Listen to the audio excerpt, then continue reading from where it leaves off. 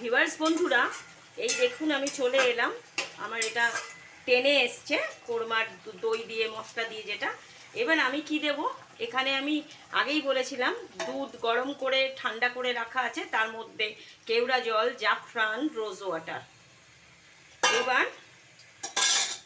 এইবার আমি দিয়ে দেব একটু চিনি, এটাকে ব্যালেন্স করার জন্যে। একটু চিনি না দিলে কোরমার যে মুসলিম ঘরানার যে স্বাদ সেটা কিন্তু আসবে না। ওটা সব জায়গাতেই সবাই ওটাই দেখিয়েছেন, আমিও সেটাই দেখাচ্ছি।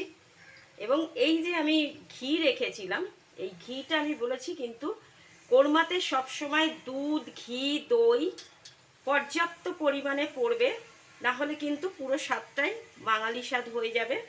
মোগল পিরিয়ডের যে স্বাদ কোরমার সেটা কিন্তু পাবেন না।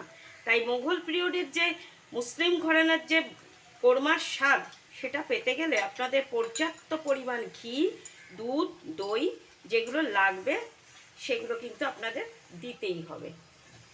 আর এই গোটা গরম মশলাটা এবার আমি একটু এটাকে থেতলে বেটে দিয়ে দেব গুঁড়ো। তো আর দিয়ে দেব রোজ ওয়াটার, আর একটু দেব কেওড়া জল, এই দিয়ে দিলাম। আর এই যে পেঁয়াজ বেরেস্তা কিছুটা আমি রাখবো ডেকোরেট করার জন্য, আর কিছুটা আমি এই যে এরকম দিয়ে দেব। এটা হলো আসল, কিন্তু পেঁয়াজ বেরেস্তাটা আসল। আর এই বড় বড় লঙ্কাগুলো যারা একটু ঝাল খান, কাঁচা ঝাল, তারা এরমভাবে দিয়ে দেবে, যে যতটা খান। এইবার আমি এটা আমার অলমোস্ট আমার এটা রেডি। আর এটা মশলাটাকে গুঁড়ো করে দিয়ে দেবো।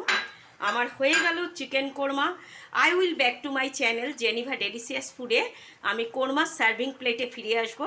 ভিউয়ার্স বন্ধুরা, আপনারা এগুলো এই Indian easy recipe Geneva delicious ফুডের করে খান, বন্ধুদের খাওয়ান, অতিথিদের খাওয়ান, উৎসব বাড়িতে করুন, ভালো লাগবে। সব সময় একই বাঙালি রান্নার মাঝে মাঝে আমরা এই রেসিপিগুলো করি, এই রান্নাগুলো খাই, যাতে মুখের স্বাদ বদলায়। এবং আপনারা সবাই সুস্থ সবল ভালো থাকবেন। ভালো লাগলে আপনারা আমাকে লাইক করুন, সাপোর্ট করুন, শেয়ার করুন, সাবস্ক্রাইব করতে ভুলবেন না। থ্যাংক ইউ সো মাচ, ধন্যবাদ এটা দেখার জন্যে।